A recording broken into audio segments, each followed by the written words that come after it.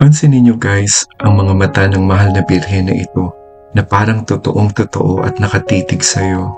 Ayokong isipin na parang namatanda ako or something, no, nausog. Nagpipray din ako na sana maging okay ako kasi ang hirap talaga. Welcome Our Lady of the Smile. Ayan siya, ayan siya guys. So eto guys yung church ng Molo, ayan.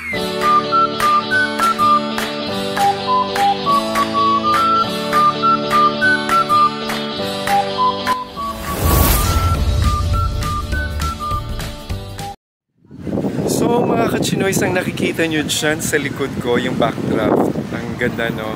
So yan ang Pavia Church, na kung tutuusin, itong Pavia Church na to, or Pavia Town, ito yung pinaka-town namin, like we're from Deca Subdivision. And then, ayun, so first time namin nag-mass dito. Pavia Church, popularly known as Santa Monica Parish Church, is a century-old church built by the Spanish Augustinians sometime in 1862.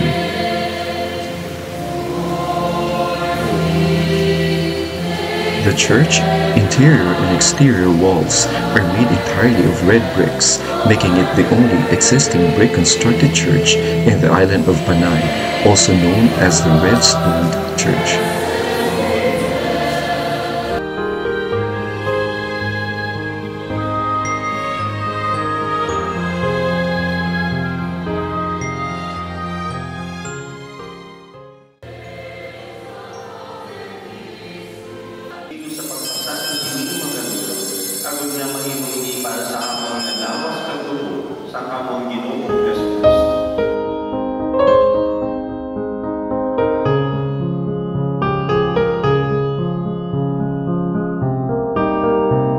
Hello mga kachinoy! So kakatapos lang yung misa, dito kami sa Pavia for the first time. And actually, I was very impressed dun sa misa nung pare kasi nagtagalog siya during the homily and then yung ama namin Tagalog din siya. Kasi actually medyo challenging sa akin dahil hindi ko siya naiintindihan. So sooner or later parang sabi ko kailangang matutunan ko yung pag-iilonggo talaga. And then ang galing ding mag-sermon nung pare. And ang kanilang patron saint pala dito ay si Santa Monica na meron din silang hymn. Ayan.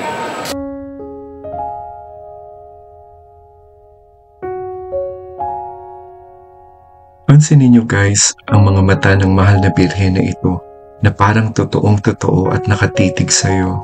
Nakatawag talaga ito ng pansin sa akin kung kaya naman hinawakan ko na ang kanyang mga kamay at nag-alay na rin ako ng dasal, pati na rin ang aking mga wishes.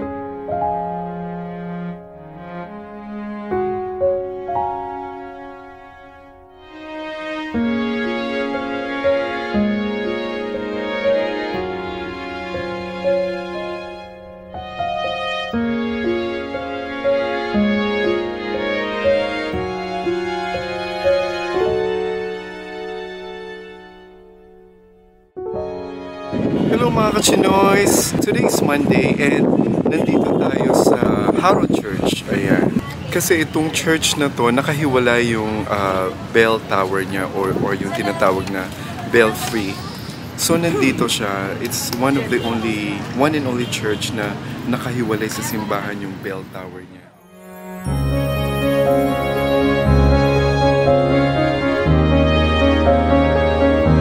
Grabe guys, pinagpipray ko rin kasi yung paa ko for the past 2 days lang. Hindi ko alam kung ano nangyari sa akin. Ayokong isipin na parang namatanda ako or something, no, nausog. Pero biglang sumakit yung heel part ng paa ko. So, nagpipray din ako na sana maging okay ako kasi ang hirap talaga. Sobrang iika-ika ako at namamaga yung paa ko. The Harrow Cathedral, formerly known as the National Shrine of Our Lady of the Candles, holds historical significance and has been an important religious and cultural landmark in the region. The construction of the Harrow Cathedral began in 1864 and completed in 1874. The cathedral is dedicated to Our Lady of the Candles, the patroness of Harrow. The image of the Virgin Mary, believed to be miraculous, is enshrined in the cathedral and attracts numerous devotees and pilgrims. the annual Feast of Our Lady of the Candles, celebrated every February 2nd. So ayun guys, kagagaling ko lang dun sa taas. So dinarayo siya talaga ng maraming tao kasi nga miraculous daw talaga. Like imagine kung ilang centimeter lang siya before, and then ngayon each year ay lumalaki ng lumalaki yung imahe ng Santo Niño and the Holy Child of Jesus.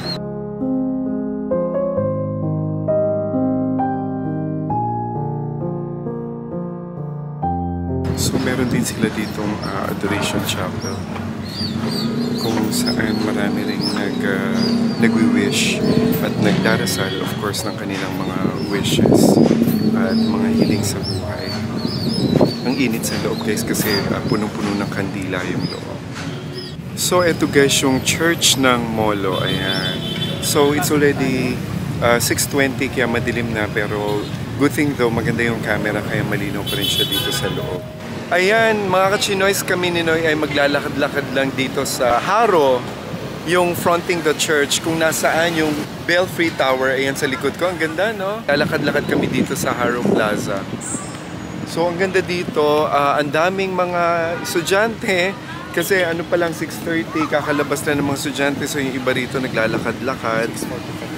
Tapos, partly nung park ay nire-renovate nila. Tapos masaya kasi maraming tao. Alam mo yung mga ganitong paggagala sa mga park-park sa Pilipinas, ito yung nakakamiss kasi simple joys.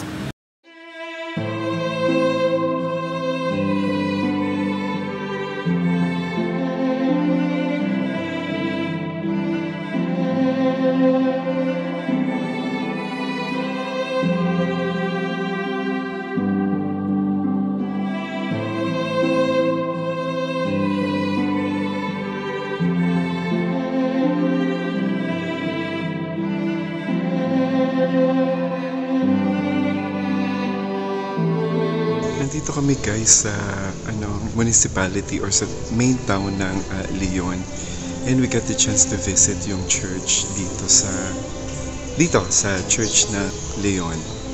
Ayan, so this is an old church actually from the 1800s. Pagpasok nyo rin dito, makikita nyo na talagang lumang-luma. First time kong nakakita ng giant Santo Niño nandito sa Adoration Hall. Tingnan nyo kung gaano kalaki yung Santo Niño. Ang laki, diba? Kasi nagulat ako. Ang ganda ng mga nila. Yung amoy niya, mapanghe. Alam mo kung bakit mapanghe? Ang dami ritong paniki, guys. Ang dami ging paniki. Pati yung doon nakatikip. Yung kung nakikita nyo, guys, yung wall na yan. Ayan, puro mga paniki siya. Ayan.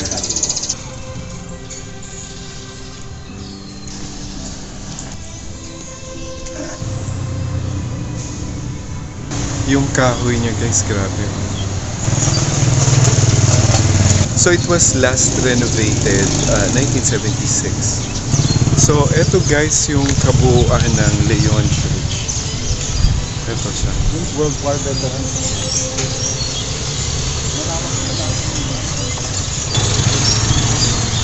Pati yun guys, yeah, that's a convent noong unang panahon. Naging rin siya, tirahan ng mga Hapon and Americans during the World War II. Ganda, no?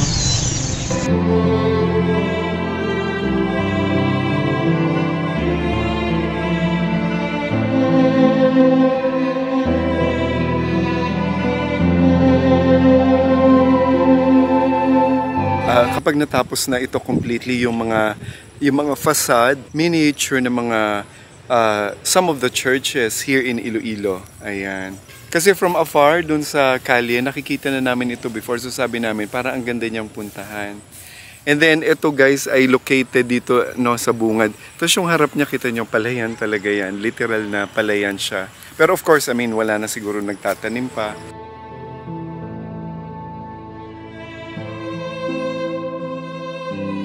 Meron din sila guys na waiting shed dito. Ayan.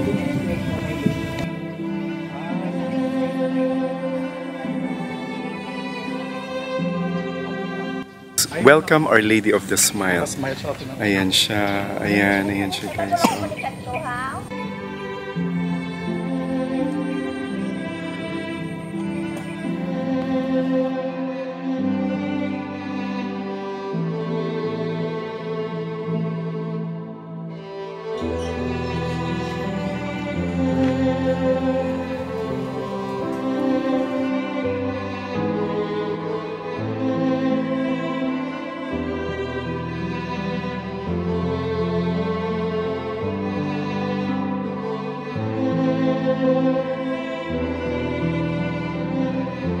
So, ayun, so hopefully matapos na to bago mag Holy Week. So talagang I'm so happy na nakapasok kami dito. And yun nga daw, kinikwento nung isang gumagawa dito na yung babae daw yung may-ari nito and then hindi siya magpapabayad. Which is good, you know, alam mo yung parang mga kapag ganitong it's all about religion.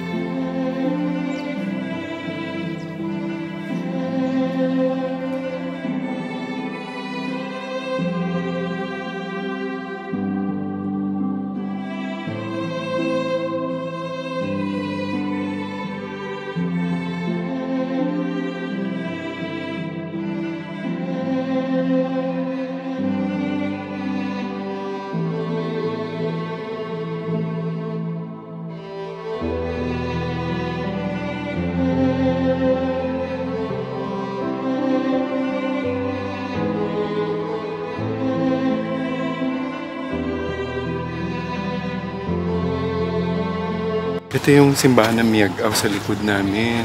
Mga kanak ko, Ayan yung miniature na mga churches guys. Oo, facade. Malapit ito dun sa amin, sa Deca. Ayan, dito yan sa town ng Santa Barbara din. Ang ganda. Hindi pa siya tapos guys, under construction pa rin siya. Pero maganda, inalaw na kaming pumasok dito. So naghahabol siguro sila for the Lenten season, no? Ang ganda ng landscape dito sa park na to.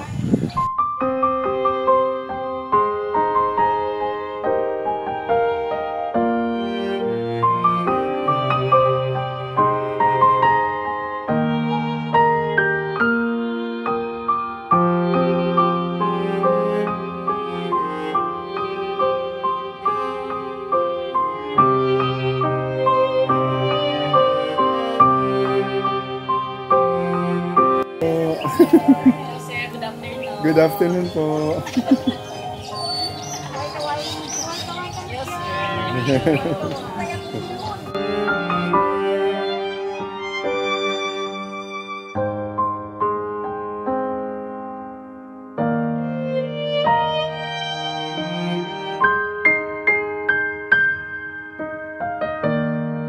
Ang ganda guys, grabe, lalo na kapag nag-full bloom na yung mga tinanim nilang bulaklak. Ayan look at the sunflower behind my back. Hindi pa sila in full bloom kasi kakatanim lang nila, ayan.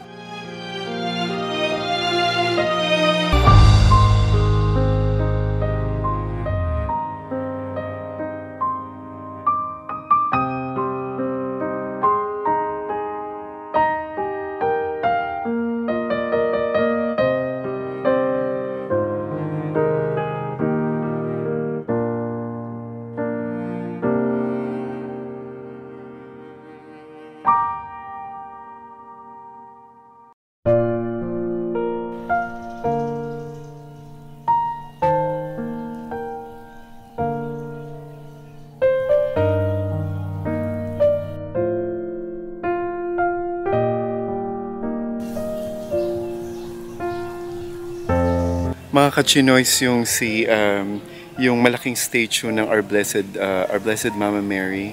And then ito yung parang the resurrection of Jesus Christ. Ayan. So akyat tayo dun sa taas. Ang ganda ng mga bato guys. So iba-iba yung kulay. Ayan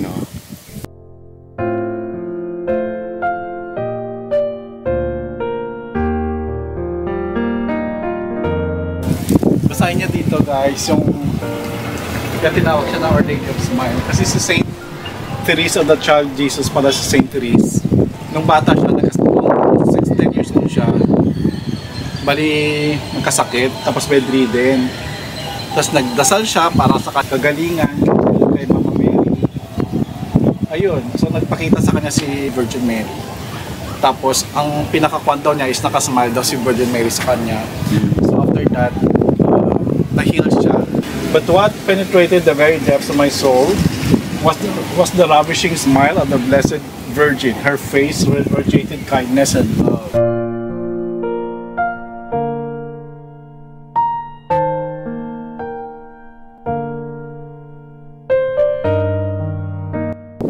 Ayan, sobrang gigantic yung taas o yung laki ng statue ni Our Lady of Smile, which is Mama Mary. Ano? And para siyang matutumba.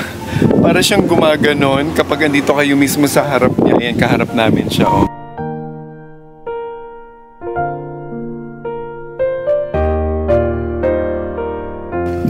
So, ayan guys. Medyo nagmamadali kami kasi ano na siya. It's 6:05 now, time check. Right across, eto na yung kinunan ko na nadaan kanina, ayan. So, tapos makikita nyo doon sa baba, ayan. Ang gaganda ng mga newly planted na flowers. And siguro in 3 weeks or in 2 weeks, makikita nyo siya in full bloom. Sobrang ganda. Nakalagay is love and peace, ayan. Ito yung mga sunflowers sa baba. Grabe talagang ano siya guys, hindi, yung asawa saying hindi tinipid. Yung mga plants or yung mga flowers na itinanim dito, talagang ginastosan siya. Ayan, so yan yung mga station nila dyan, ayan.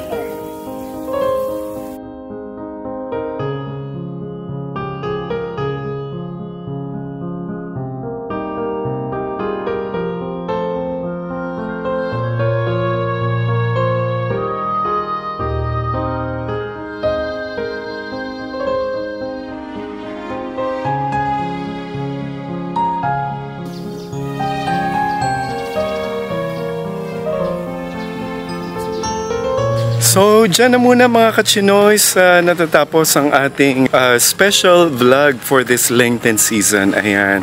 So, again, nandito tayo sa bagong-bago at actually i-open pa lang to the public. And maswerte kami to be a part of the very first, among the very first people who were allowed to go inside kahit na it's still under construction. Nagtatanim sila in all. Ayan, so this is where? Barangay Hibawaan. Our Lady of the Smile, Way of the Cross. Ayan. Keep safe mga kachinoys and everyone. And may we all have a blessed Lenten season. And happy Holy Week sa inyong lahat.